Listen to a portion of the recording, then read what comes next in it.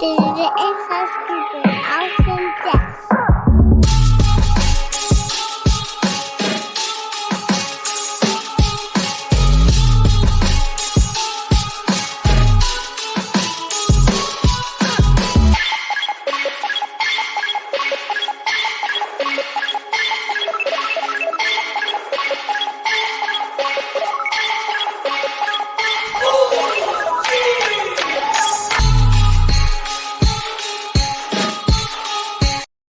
Welcome, everybody, to another episode of Inside Scoop with Alex and Jeff.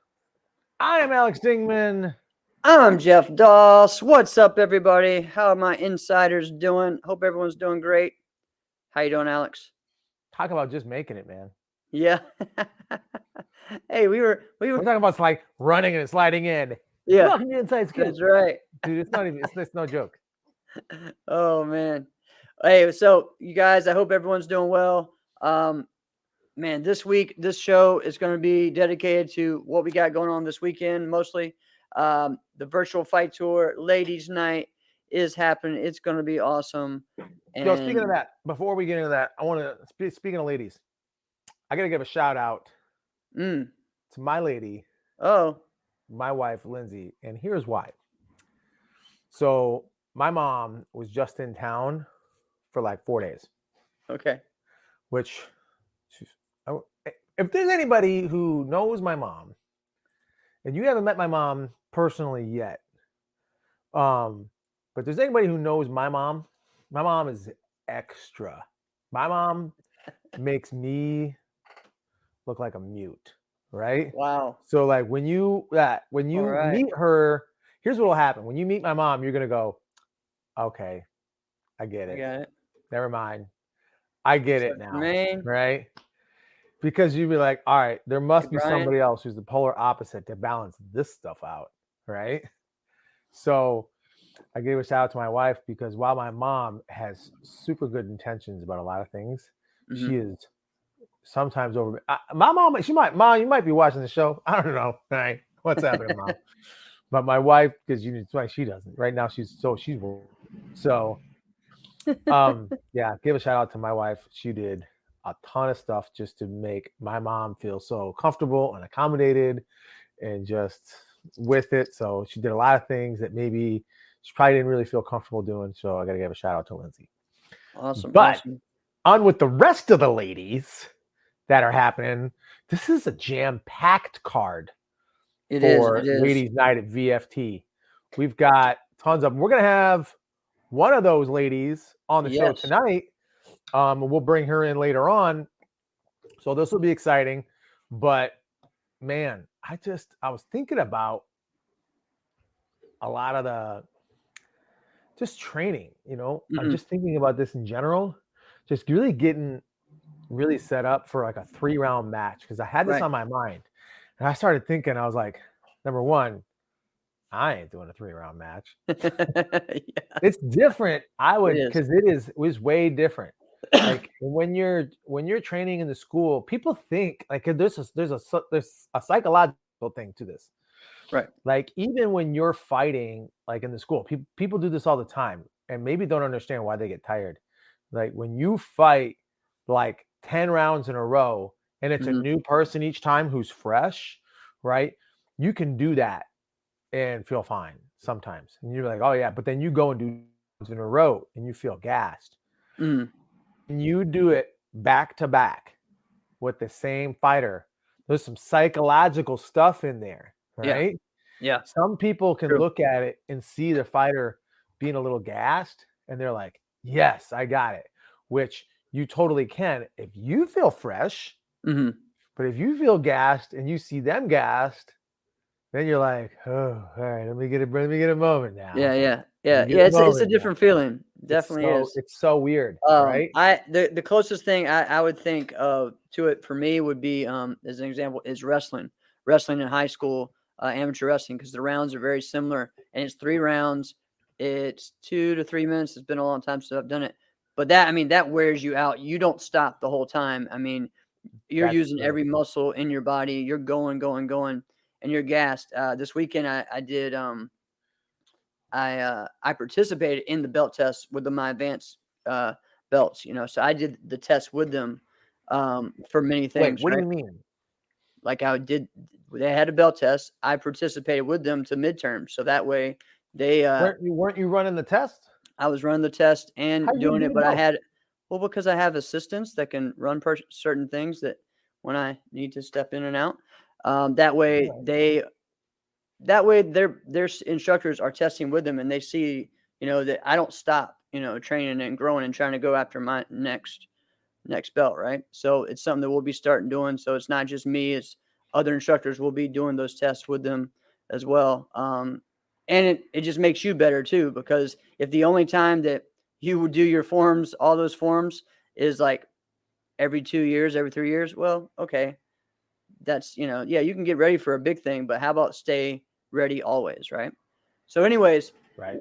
when we did our grappling for, I grappled with one of the assistants who wasn't testing. He was fresh, and just 2 minutes of grappling and wrestling, it wears you out. And then we went right to sparring, and my legs were gassed. So, I mean, I can imagine, man, just doing those 3 rounds of going, and again, like you said, it's different than doing 3 different fights, like at a tournament, right? Yeah. Because you're getting in each other's head, not just your own. Like, you're trying to figure that person out because again, it's a chess match. It's like, all right, I'm doing this. What are they going to do to counter it, right? So it's a lot going on. Hey, I want to bring something up to you. I got to ask Daryl you a says question. cardio definitely makes a difference. That's exactly what I was going to bring up. Do you do cardio? I do different than what most people would say would be cardio. Yeah, I mean, I do like sprints and stuff, and I don't do any. But yeah, I don't do any aerobic activity. I don't really like it. I never really liked it. No. Yo, but even when I was at like 6.5, 7% body fat, mm-hmm. I notice how I use the word was, right? Because yeah. I'm not, you know, a dad of 3 to 40, and kid me, you must be the most selfish man in the world. You're gonna be 6.5% body fat at 40 with 3 kids. Oh man, gosh, would you be selfish? But anyway, no. So that ain't the case now. But even when I was that, like, I didn't do no cardio, none. Right? Yeah. What's happening, Jim? But I remember talking to like different fighters, and there was like a couple other fighters that really thought that way. Yeah, I did, and I didn't think this way in the sense of like, you should do what I think. And I wasn't swayed into this either, but I'm just like, what we do is not aerobic activity, right? That's what I think. Yeah, it's a sprint. You know what I mean? So yeah. So I was telling someone today that, I would suggest for certain things of doing, like sprinting the straightaways, walking the circles, or the corners, whatever you would say, on a lap, right? Or even just jogging, but like keeping yourself going, because it is different because you're kind of going up and down, up and down. But on the other thing is like all the top fighters that are like Raymond runs, Well, that's what I was going to get to. He runs. I don't like comparing, but that's the other thing. I don't like comparing people to Raymond, and I don't like comparing. Well, I don't think it's about comparing, but it's you look at the best, right? If you want to be that's what you need to go after. So, well, there's that. Yeah. But then to say like, listen, he's the best, you should do what he does. Mm-hmm. He's so different that sometimes it doesn't exactly work that way. You know what I mean? Right. So listen, let's just see what Brian says, because this is kind of an interesting take because he's fought in the BFT cage before. Cardio is fine. That mat is soft and it's like you sink in a little. With that, your leg muscles begin to feel like you've been doing squats. So it's an interesting take. That brings up something that reminds me that I wanted to bring up later, but I'll get back to it. So, yeah. But I was thinking about like, but if we do like, if it was continuous fighting or like kickboxing. Yeah, like kickboxing. Oh, that's nonstop. That's different. Yeah, that's different. I mean, I've done continuous fights where it was different rounds, 2 to 3 rounds, and I mean, you're gassed, you're done. Yeah, that's different. Yeah. So I think that you absolutely need it for. because that is aerobic activity at that point. But for the most part of what we do, whether it's forms or fighting, it's sprint stop. All right. Yep. That's why, like the activities that I personally do, all right, like articulated point, all right, forms, especially extreme me, right? The whole thing is a sprint, right? So, but or like basketball, I love me some. Well, everybody knows that if you listen to the show, right? That is sprint up. You go from one end of the court, you sprint. Boom. Now you might do a curl. You might do a curl in the half court, different things like that. But it's not like a soccer field, right? No. Like I like weightlifting. I like weight training. All right. I like doing it the meathead way. It's fun. It's easy. It's easy doing it the meathead way too. Yeah. Right. So I know what you mean. People that say otherwise, they're like, no, it's really hard. Yes, it is very hard, but it's a lot more fun. This is a true story because most martial artists have even when they're ripped, they have like a box shape frame, right? Because of what you need on the sides as far as where you take contact and what you do.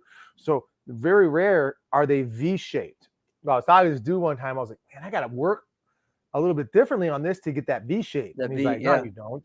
I'm like, what are you talking about? And he goes, you just get wider shoulders and lats and you'll have the V shape that way. And I'm like, you gotta be kidding me. It's such a meathead thing to say. Don't trim up the sides. Beef up the lats and shoulders. And you'll get a V shape that way. What a freaking tard. Wow. Can't believe I said that. Oh man. But you know what I started to think about today as the VFT ladies' night is happening. I started just thinking about like fighting on injuries, right? Or just really eating on injuries. You do 612 divisions a tournament, right? So I imagine you have them. You've got to be. I bet this has probably happened to you. I don't know this, but I bet this is the case. I bet you injured yourself in a tournament. And then did more divisions when you were injured. Yes. In that same tournament.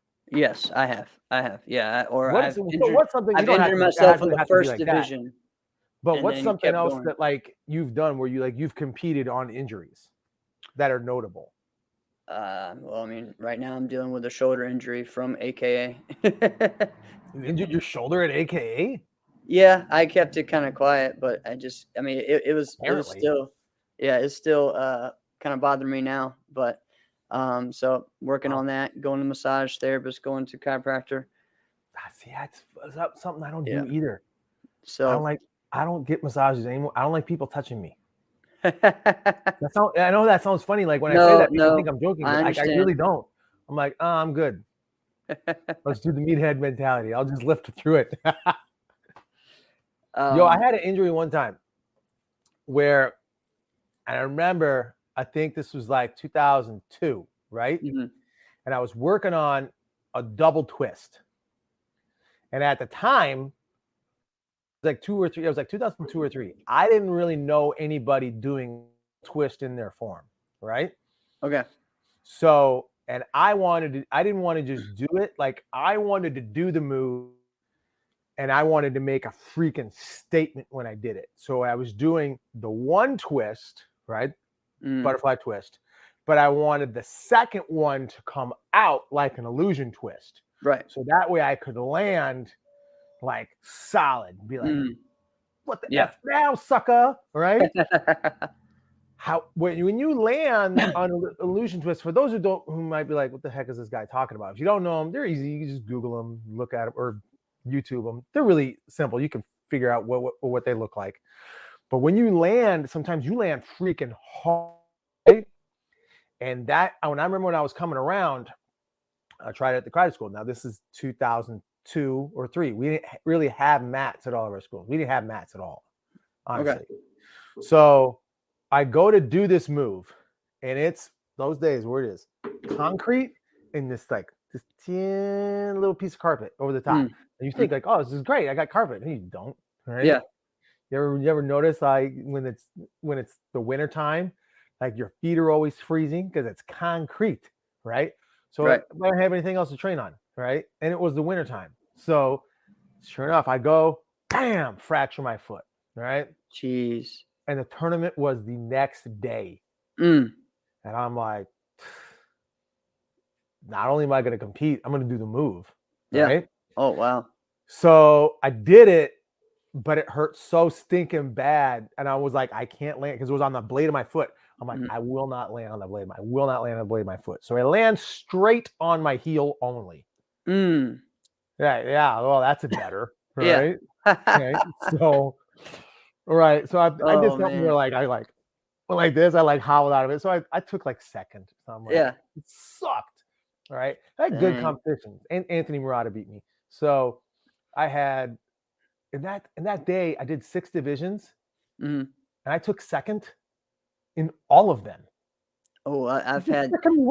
I was just telling my students about that. I at the Tornado Internationals in Kansas, which at the time it was 2001. It was a big NBL tournament, the Lakers tournament. Yep. And I got second place. In Kansas City, right? Yep. I got second place in every division. And the other problem is that I tied in 3 of them or something. I had one of those too. Yeah, it was crazy. And so it was, the way I look at it was that's one of the worst feelings ever. But I also learned a lot. Yeah, I felt good. I learned a lot about it. I knew I'm up there, but now it was just like an awakening that all right, you're here. Now what do you have to do to take it to the next level? So it pushed me. I learned a lot. Like if you'd have got blown out, like if you'd have just got destroyed. Right. And you're like, oh, well, I really couldn't have beat that guy. Right. Yep. You almost feel a little better. Right. But all right, I don't feel good that I lost, but I understand where I'm at.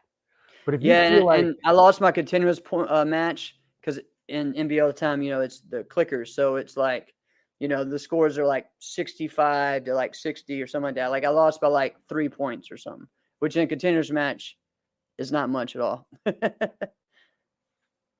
You're frozen up on me, bud. Maybe that's me. Wow, everyone, let's make fun of Alex's face. He looks zoned out. Let's see. And I don't know if I have. We should be having our guest on very soon. Let me see. You there, Did I Alex? freeze for a moment? Did I freeze for a moment? Hey, Alex, check my messages from you as well, because I need to make sure we got our guest figured out. I see them in the back room, but I don't see their face, so we might have a similar issue to last week. But no. Yeah, so check on that while I'll explain a couple things that BF is going down at VFT. That some things that Jesse told us about. All right. So all the events, all the fights are going to be 3 rounds except the little kids. Okay. So we have a 9 and under one. So that would be a 2-round fight. So, I mean, guys, we got 9 fights, lots of rounds, lots of amazing stuff. So if you haven't gotten your ticket yet, do it now. This is going to be an amazing pay-per-view event. Also, we have Autumn Blummer, who's doing 2 fights, okay? So she's going to fight 6 rounds. So we're talking about how hard it's going to be to fight 3. She's going to fight 6. That's insane.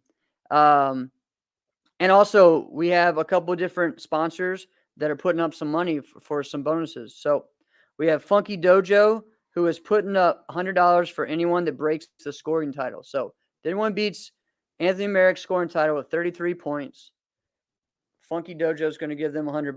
All right. And for some reason, I thought Darren Payne had it. No, he had it before, but Anthony beat it. And then Anthony, that's how it went down. Okay. Yeah. And then Funky Dojo is also putting up $100 for anyone who goes off the cage. All right. So if you go off the cage and score a point, $100. If there's more than one to do it, they'll split the money. All right. So they're just putting the money up for that.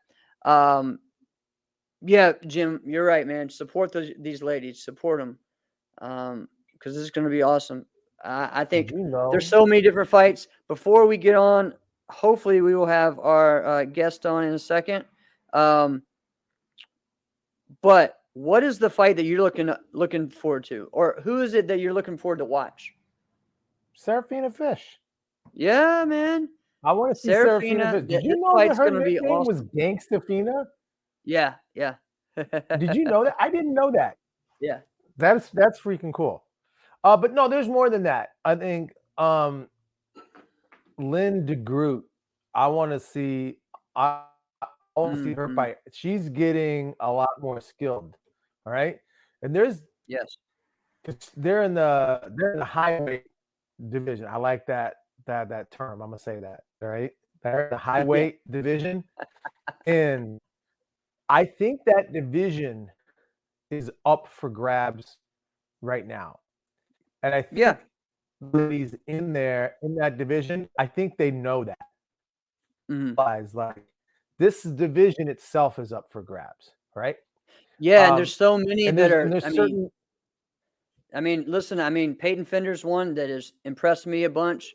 You know, you got Lynn that's impressed me a bunch. I think both of them actually fought each other for the middleweight grand. So I think Peyton is the division underneath, and Lynn is the one above. So, all right.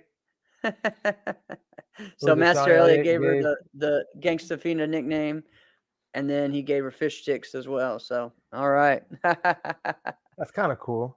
That is cool. That is cool. I know for me, I reached out to our guest. I haven't got confirmation yet. So okay, yeah, I haven't either. I've reached out as well. I see, but I don't want to add unless they're ready. So don't worry about it. You know, one of them is our guest that I'm really looking forward to see how she does. But also I'm excited to see Serafina. I'm also excited to see Brianna Tewitt, both girls from North Carolina. All right, got it. You want to do it? Yeah, so we may not get our her face right now, but we're gonna go ahead and talk. We're gonna interview. So this is gonna be exciting. All right. But yeah, that one, Brianna Tewitt, her fight is one that I'm really excited to see. And we're just ready to go. All right. So we're gonna welcome on the phone Nikki Paris. So we are excited to have her. All right, can you hear us? Yes, I can hear you guys. Awesome. Know, I go video on the phone while I'm driving all the time. I know. I apologize. I was driving home from training. It's all right. It's all right. Yeah. Tell everyone what you're doing. You're training. So that's good stuff. Yeah. So we just got out of training. So sorry, I can't really put my camera on the road, but I did want to call in and talk to you guys. Awesome. Thank you. So, Nikki, man, yes, very responsible. Nikki, it has been a while since we have seen you fight at tournaments. You are fighting Danny Allberger this Saturday. Let's talk about that, and then we'll kind of get into just well, let's not call it a comeback, but you know what I mean, your journey back to here. So, what are you thinking about this fight Saturday? I'm really excited to be back in the ring again. I've been training kind of like with Mr. G ever since after I've had my baby, and we kind of just did it behind the scenes, and I wanted to make sure I was ready. Oh, thank you very much. And we all know Mr. G. He's very honest, so we patiently waited until he thought I was ready, and I did a couple locals, but now I think I'm ready to be back out there and be back to competing. Awesome. So I'm very, very excited. So what do you think took it to where, what was the difference, or what was part of the change? Because everybody's got something that makes them feel different. Like, I really feel like I'm going to be ready until X. What do you think was the difference in your training or in your performance that really made you feel confident, like, all right, I'm ready now? So I wanted to make sure that I lost all my baby weight and that I was able to keep up with all like the highly competitive teenagers and Brandon, and make sure that I had like my timing back and everything like that. So you lost Well, wait, how old is your baby? She'll be 2 in May, so she's a year and a half, a little over a year and a half years old. Pretty good. You lost it. Yeah. I gotta tell you, I didn't have any babies, and I have not lost that baby weight. People want to giggle and you're like, oh, you didn't have baby. I tell you what, my wife's craving was ice cream. You have 3 different flavors of ice cream on hand at all times and don't gain any weight. Let me see how that works. Just have it in your house. You gain weight just from that. Yeah, the guys just get guilty, like they gain weight just by being there with us, I guess, right? But it's voluntary. Well, yeah, exactly. No one's telling you, right, that you're craving that? Well, it was hard because I had my daughter during the pandemic, so even after I first had her, I had to wait like 6 or 7 months before the training schools opened back up. Yeah. Think of that. So it was it was like a little different for me coming back because I wasn't able to get right back in the dojo. I kind of had to wait for a little while, but as soon as I was able, I went back. So yeah, and tournaments as well. Like before, I mean, in your area there was tournaments all the time, but now it's not as much. I mean, they're getting back there, but not like it was before. No, like when I came back, they were doing Brandon and them were training for Pro Point, and like Brandon and Bailey and Romani were training for that, and it was just more like things like Virtual Fight Tour and Pro Point, and it was cool. I think it's like a new fun way to like represent the fighters. I think it's cool, so I'm excited to be a part of it. Yeah, we're excited. I'm really excited. That's what I was telling Alex, was this is one of the fights I'm excited to see. Seeing you come back, and honestly, like Danny is a hungry fighter. That she's an all-around competitor. I know she's done a lot of fighting overseas in the WKU, and she fights in Georgia and Tennessee area and Kentucky. So, what do you know about her, or have you seen any video of her? That's what I was gonna ask. So it's really hard actually to find video of like a lot of these younger fighters now, especially with the pandemic and stuff, because they're not really out there. I was very fortunate because she used to grow up fighting Gabby. So Gabby was able to tell me a lot as far as how she fights. So I was fortunate in that area since there wasn't much video because of the pandemic, and I think she was almost a junior before the pandemic had started. So that was a little tough, but luckily I had someone in the dojo that did fight with her like a lot growing up in like the 16-17 division. So dude, that's what it was like in the 90s. Then there was no video. Nobody have nothing. You had to just go like, hey, who knows this person? How do they fight? I can't remember. I just beat them. That's not helpful, right? So that's what it was like. So now, but at least you had an insider, no pun intended with inside scoop. You had an insider to kind of guide you through that. So that's cool. All right. How do you feel the fight is going to go? Do you think like you have an idea like, all right, I have a feeling she's going to do this. I have a feeling first round is going to be like this, but then in the second round, X. How do you have a gauge as to what you feel like it's going to be? Well, everyone that I've talked to that's done Virtual Fight Tour is basically like cardio, and you have to be in shape, and third round kind of like makes or breaks the fight. So that's something that we've been focusing a lot on, and I think that's really like when you put 2 really good fighters in a ring, it's going to come down to who like is able to like maintain the pace of the fight without getting tired, I think, when it comes to that. Yeah, and you're in a camp too that has done it. You know, Coach G has coached several people to do it. You're around people that have it, and you're again training with Coach G, who's not going to take it easy on you. So you did kind of dodge the question though. Because I was asking, how do you? They don't want to give their fight is going to go.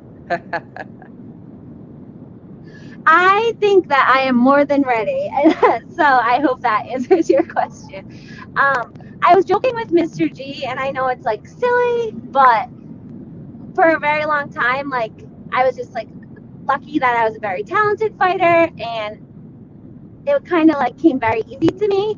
But ever since I've had my daughter, I've had to work like 5 times as hard as I've ever had to work in my life. And I think it's made me so much of like a smarter and more like diverse fighter.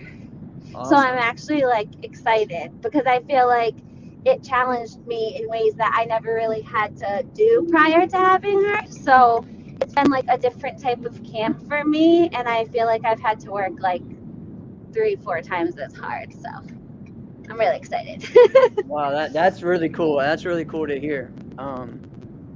Yeah, and I Well, agree. I mean, you're definitely super talented, and as you say that just definitely I think is a cool thing for you to realize, you know, especially in this moment in your career too. Like, you've been in this game for a while now. Been on Paul Mitchell, been on Full Circle, been on Straight Up, top teams, won overalls, and now you're at that point where you're seeing the growth and improvement and the things that you need to improve on. So pretty awesome. Yeah, it's definitely been eye-opening, and I've really enjoyed it actually, like coming back and kind of like working myself back up there. So That's great. I mean, I'm I got also very fortunate. how do you mean when you say you're very fortunate?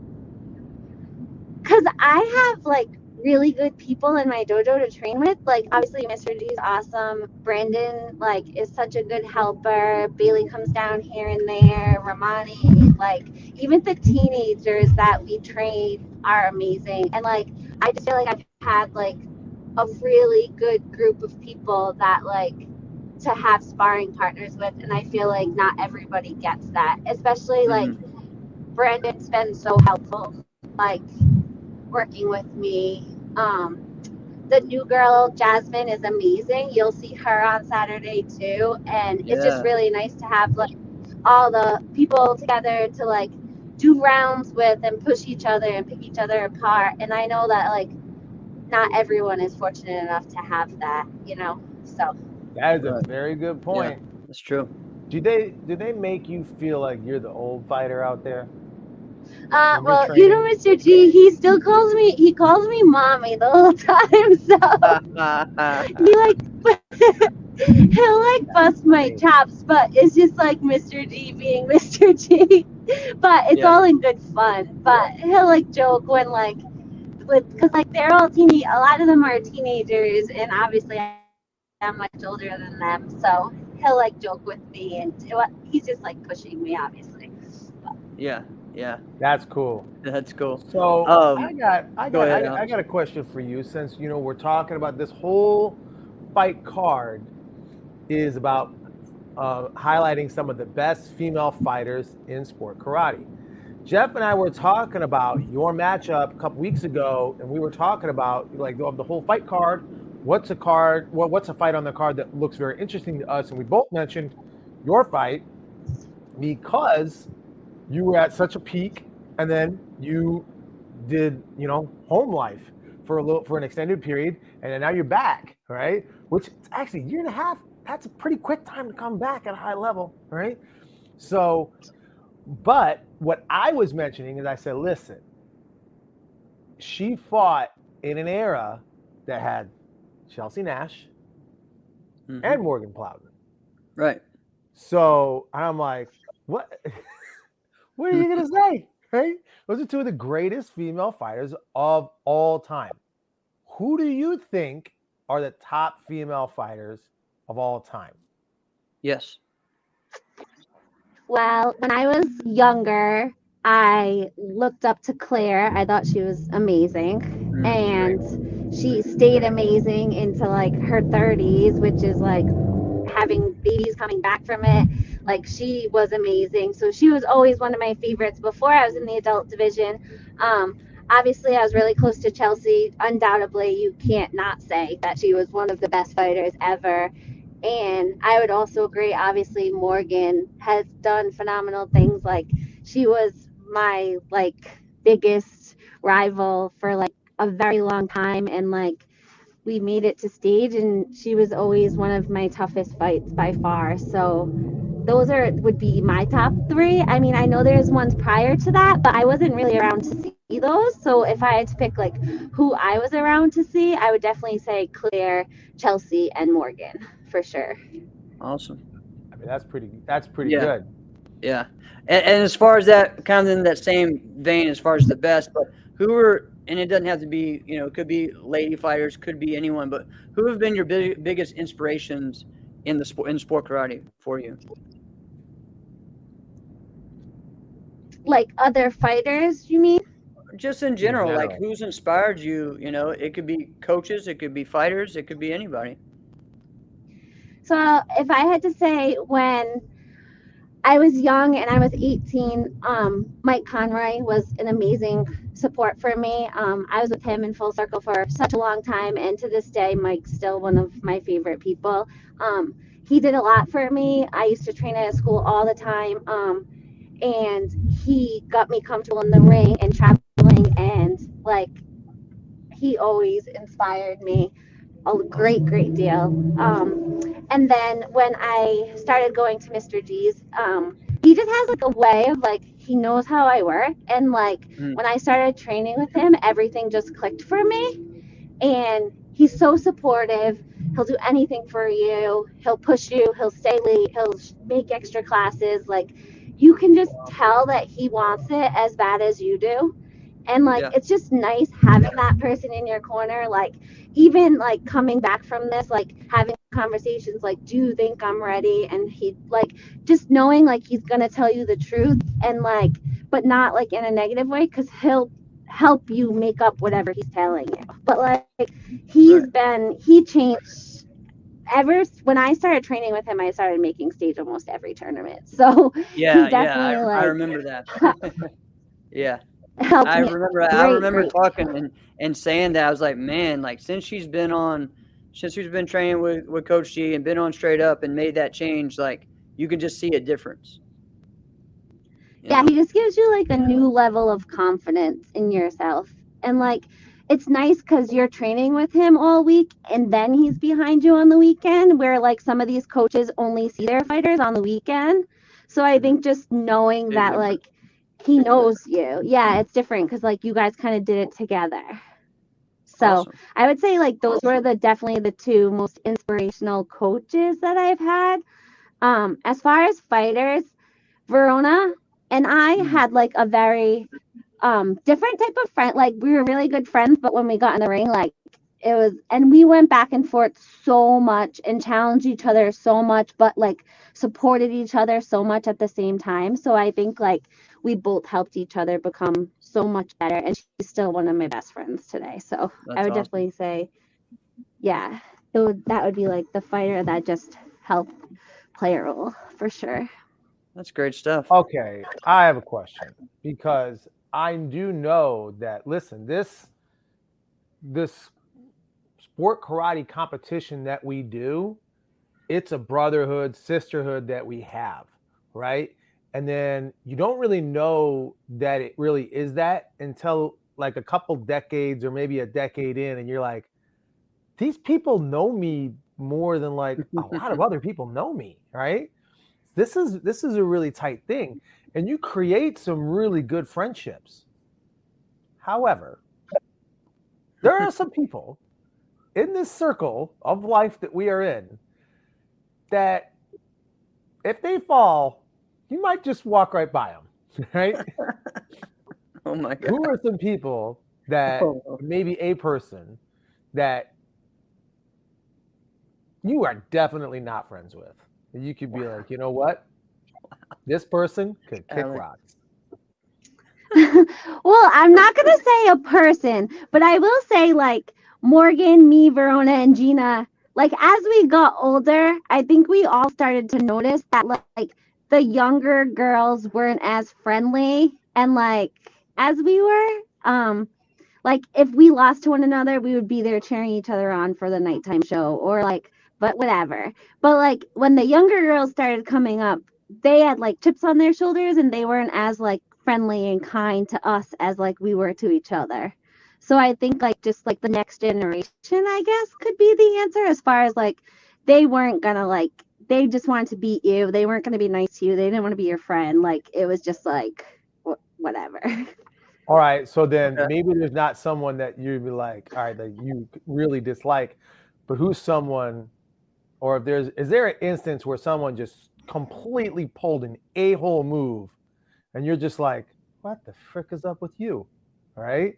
Maybe someone from the younger generation.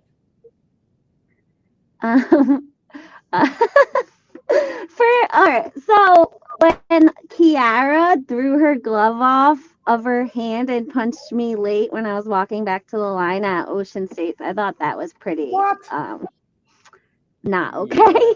Yeah, that's not okay. Did you swing back? Did you swing back? Well, I like the judges kind of, because like we were fighting and I might have threw like a late shot in like the heat of the moment, and I started walking back to the line and she like threw her glove off and punched me in the side of the face, and then they like stopped the fight and stuff, and I feel like that was kind of like a low blow, because it like, I don't mind if people hit late in like the heat of the moment. It is what it is. Like, that's, I know I do it sometimes, like you don't, but it's not on purpose. But like, to wait until I turn my back and like not and take your glove off was like not okay in my book. So that was like the one time that I kind of was like taken back by it, because no one's ever done that to me before. Were you just like in shock when that happened? Yeah, I like didn't even know. I didn't even know what happened until everyone. Is this actually happening? Yeah, so I didn't even know what happened until everyone told me after. I kind of like didn't see it coming, but damn. Yeah. That was like not okay. Yeah, that's not okay at all.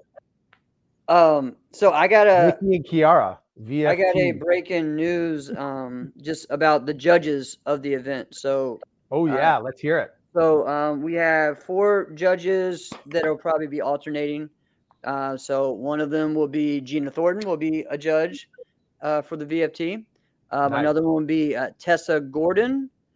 Also, we have Raquel Benz, and we also have Faith Vieira, who will be judging as well. So definitely a well-rounded group of veteran fighters, younger fighters, and people from the area as well. So I'm glad to hear Faith is going to be a part of that. Faith has got some talent. So obviously we want to see someone like that fighting on the card. Right. But hey, this is, maybe we're not all ready all the time. You know, people dog on me like, hey man, you should be fighting, you should be competing. And I'm like, I am done. All right. If this thing ever happens again, it's going to take some years for me to get back. Right. But hey, I'm glad that she's a part of it. When you hear those names, Nikki, is there anything that pops out to you when you hear those judges' names?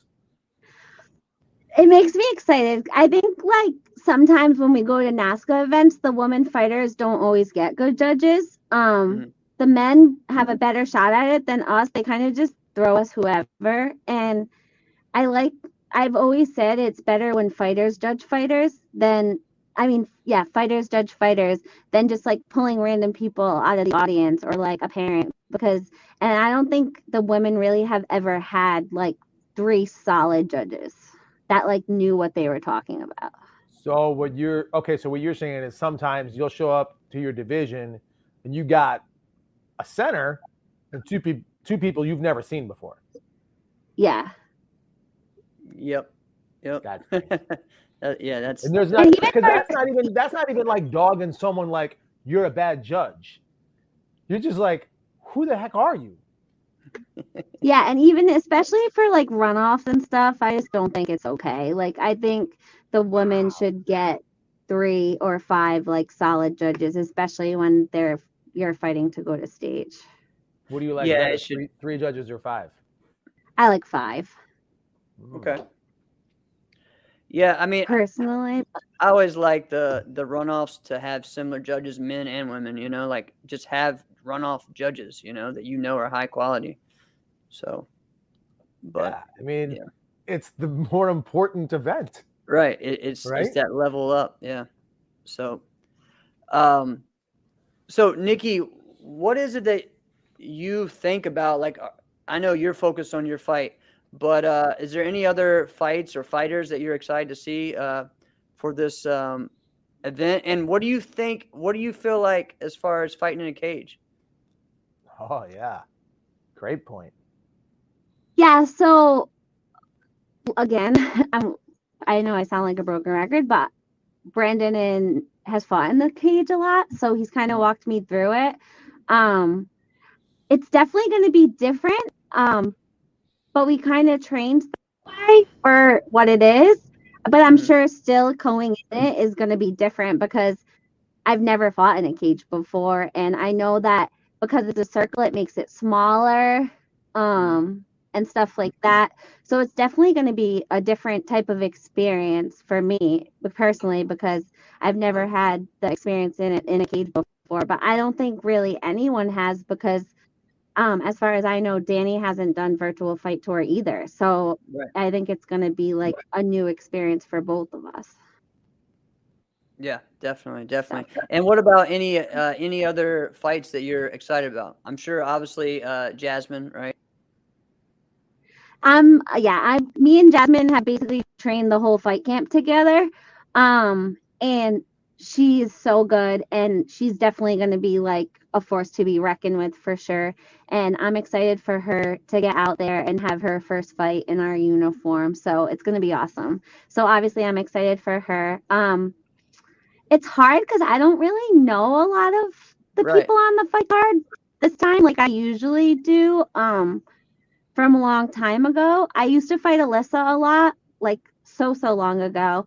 I don't know the other girl that she's fighting. Yeah, so I think I'm just excited to see it. Yeah.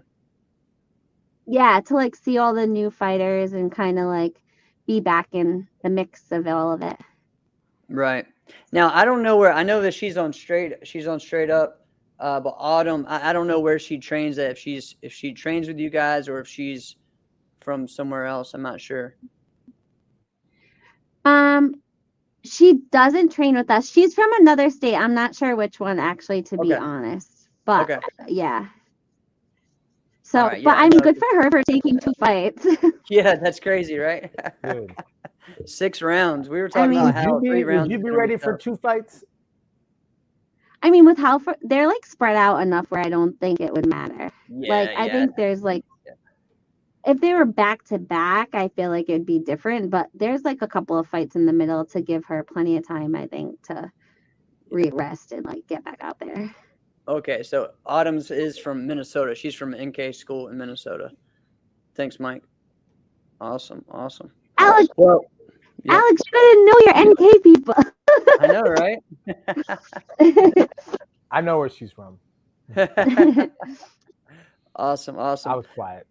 Well, Nikki, thank you so much for calling in, and we are super excited to see you this Saturday. If you guys haven't gotten your tickets yet, make sure you do that. And we're excited to see it. I'm pumped up. Always enjoy watching you fight before, so ready to see you make a statement this weekend. Thank you so much. I appreciate it. Thank you guys for having me. Thanks for coming. Problem. Yeah, thanks for coming. Next time, show your face. Yeah, we'll have to. I know. Well, you caught me after training. If I ever told Mr. G I had to miss training to call in, I would not like his response. No, not that. Not that. No. Oh man. We had somebody else. Yeah, Jeff. We had somebody else call in while they were driving, though, right? Oh, it was a Sport Karate Memes guy. Oh yeah, that was fun. That was funny. Yeah, he did, and so did Rudy Raynon. That's right. All right, Nikki. We'll see you this weekend, and good luck. All right, thank you. Bye. Bye. All right, see you, Nikki. All right, that was cool. That was fun. Oh man! So we got a little sneak peek of, behind the scenes from one of the fighters this weekend. So gonna be a great show. Again, what did you think about the judges? I'm excited about that. I'm glad that Gina's a part of it. I'm glad to see that like someone like Faith is going to be a part of it. That's really cool. Yeah, I am as well. So I think obviously when you hear Gina Thornton, you're like, oh, like your confidence in the judging. Yeah. You're like, oh, she's a really good judge, man. It's like, a warm fuzzy, right? Yeah. I've always had her as one of my centers at my tournament if she wasn't fighting. She should judge the men divisions if she's judging, right? She did many times. So yeah, and I don't. Yeah, but it's whatever. But yeah, I'm gonna bring that up. So it was funny. This, if you remember, the long list of notes that I had. From AKA. Remember when we were sitting next to each other? We were sitting next to each other, Jeff, watching the finals. Yep. And it was funny, and I get why they did it this way, because I always thought this is hard. Like if you're watching this and you see the fights, but you see the judges in chairs, right, it gets kind of hard. You're like, I don't really get what's going on here. And sometimes they end up a part of the action because they're there. So, or if they're standing on stage, sometimes too, it gets kind of crowded on the stage, and then they start to move around. You're like, I really can't see anything. Yeah. So this is really a bad TV show. So if you're trying to make it that, I get it, having them off the stage. However, when I looked at it, I was like, this is Terry Kramer and a band of misfits, right? God. Like, didn't know. I knew who a couple of them were. I knew who they were, but what you would say was that most of them, none of them judged those divisions during the day. None of them judged any of the fighting divisions during the day, and they were all there. So I'm like, what would you say? So you got to look at this and go, all right, either these are the best judges, and we really didn't care what happened in their divisions. You're like, someone will make it. Now this is what's important. Or running that division was really important, and like, this show will figure itself out. We got Terry Kramer, right? Right. Because you had a lot of good people there. You had a lot of good, like, I don't know. Yeah. Juan Brown was there all day just to hang out and judge. I was like, how do you not utilize that resource? Who'd you say? Juan Brown. Oh yeah. That would have been a great one. Yeah. Right? I mean, one of the best, to me, the best judge there was fighting. So that made it. Yeah, Obeda Benwali. Yeah, exactly. Yeah. And he's like, yeah, I'll totally do it if I'm not fighting. And then he was fighting, right? Yeah, exactly. Yeah, Nick said it. And this is what happened. He was probably the best. Nick's hating on him. Hating on him for competing. I'm just kidding. Yeah, go ahead, Alex. No. He was probably the best that whole weekend. He was. So anyway, this is just a long, drawn out one from what is going to be happening this weekend. Yeah. You look at this and you hear all the names of the judges and you feel pretty good about it, right? So I like that. I like that there's some youth in there as well. Youth, veterans, different eras. So I think they're going to, I don't know. I think they are. I think they're going to be rotating, right? But I don't know, right? Like, all right, let's use Obeda as an example, okay? Obeda and I were judging together with the men's team fighting. And Obeda's like, hey, man, you good to judge? And I'm like, absolutely. Fuck, I got you. And he goes, all right, we're going to rotate centers. And I said, no. You're going to center, right? Yep. And so he's like, dude, we should do this. I said, I know that. I need a couple of divisions to get myself acclimated. I know I'm good, but I don't want to cheat these guys because I didn't handle something perfectly. So you should center all of this. I know, Nick. It's best for them that you take care of that. Yeah. Well, it's kind of like what they do in Waco. So they do that in Waco. They rotate the center. Yeah, and I think it's really good. Yeah. But they already have set judges that are judging all the time that never need a warm up. Right. So any other last things to kind of talk about as far as VFT? I mean, we had a couple of things that we heard about the sponsors, the extra bonus money. They're really trying to push out who's gonna get that record, that scoring record. Who's gonna beat 33? So that's gonna be exciting.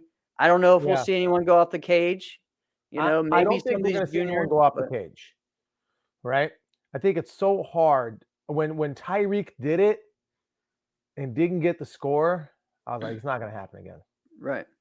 It's not going to happen again unless somebody else. Chris tried it several times. Say what? Chris tried it several times.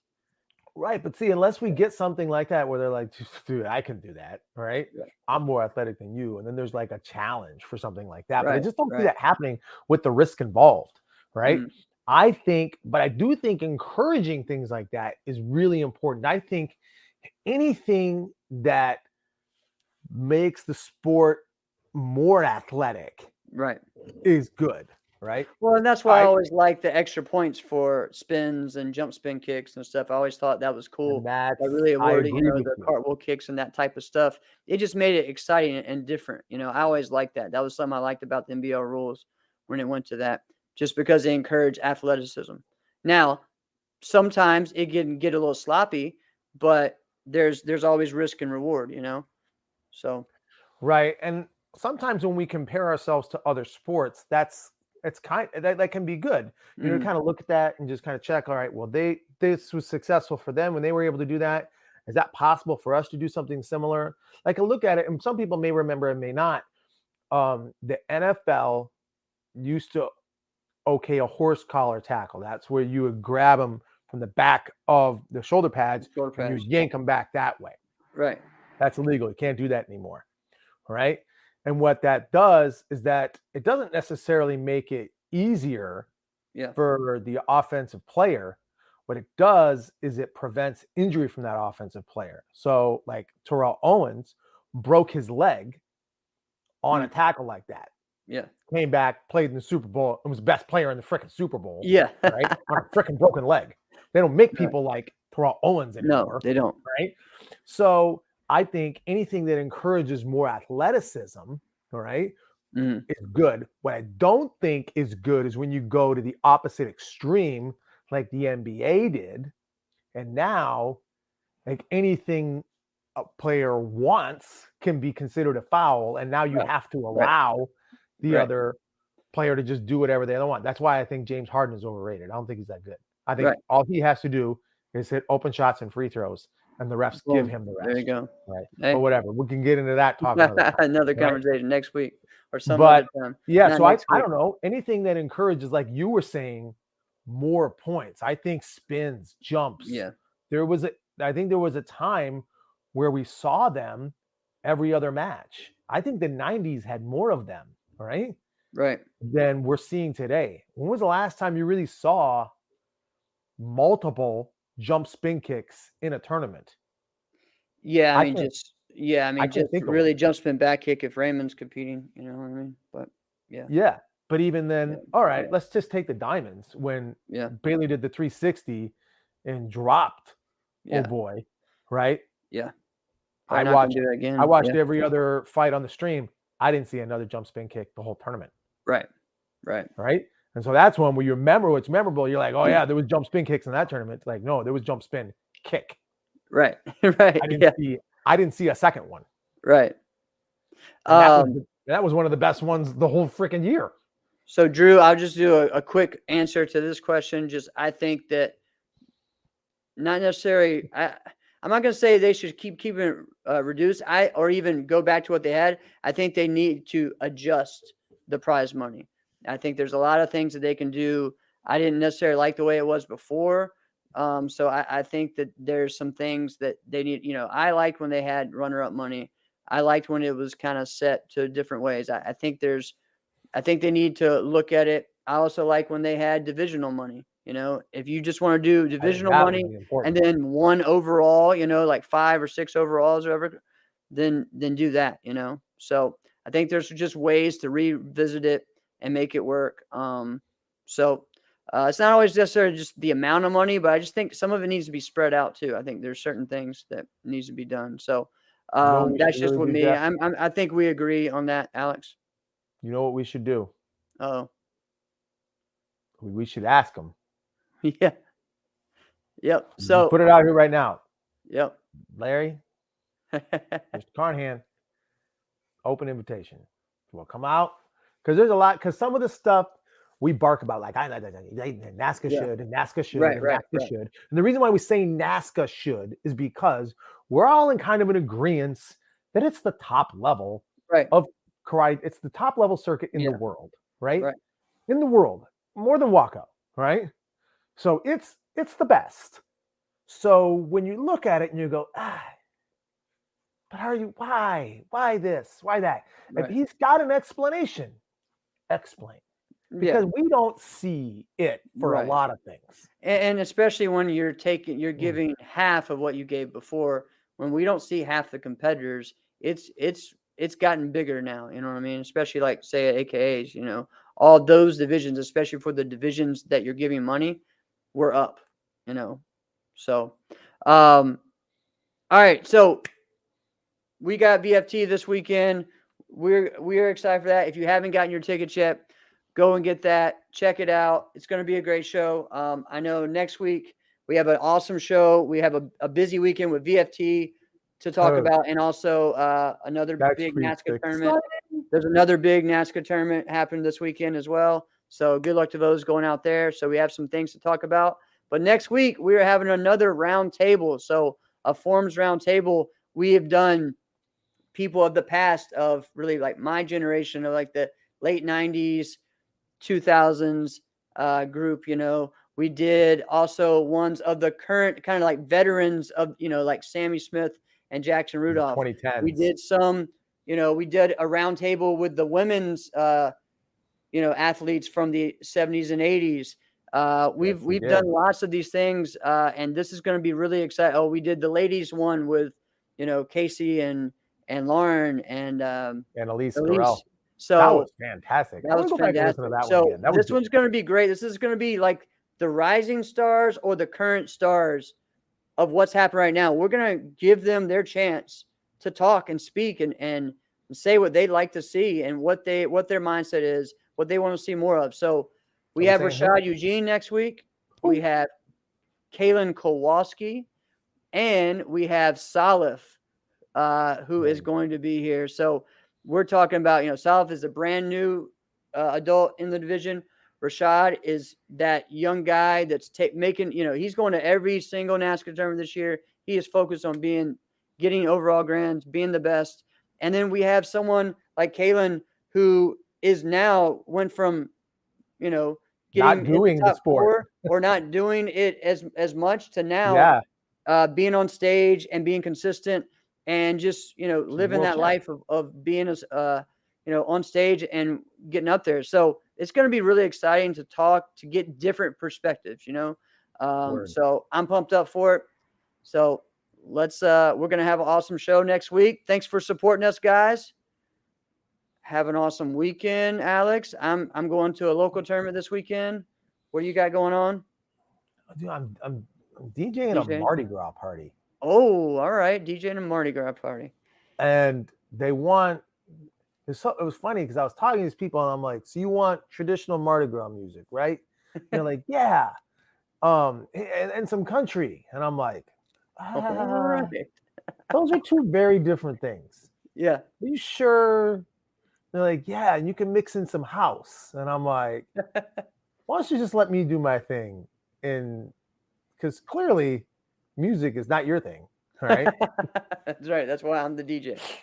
So, yeah, so we'll see how that one goes. All right. Well, everyone, all you guys have exactly. What do you say? Mike said Zydeco. Yeah, Zydeco is basically it. Yeah. Oh, this is going to be great. But I'm down with it. I could dig it. You can dig it. All right, guys. Yeah, Nick, thank y'all so much. Yeah, good luck with that one. Exactly, Nick. Yeah. Which I got to hook up with you soon, Nick. Anyway, this has been another episode of Inside Scoop with Alex and Jeff. I'm Alex Dingman. I'm Jeff Doss. See you guys next week. And go out support Ladies Night, VFT. Go to myuventex.com.